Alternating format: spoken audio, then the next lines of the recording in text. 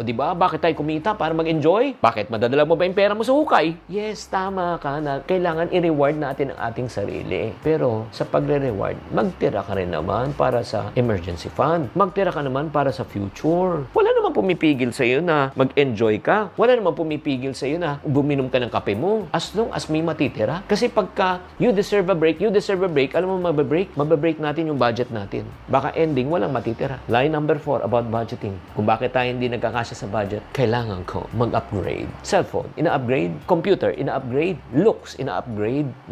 Lahat ina-upgrade. Walang problema na ikaw ay mag-upgrade as long as may budget ka pag mag-upgrade. Ang problema, hindi mo kaya, inutang mo na ang pag-a-upgrade. Agree o disagree? Kasi kailangan natin malaman kung needs or wants yan eh. Kung need yan, go. Upgrade ka. O, cellphone mo, nagba-vlogging ka, ginagamit mo sa business, go. Upgrade ka. Kailangan mo yan. Kikita ng pera yan. Pero mag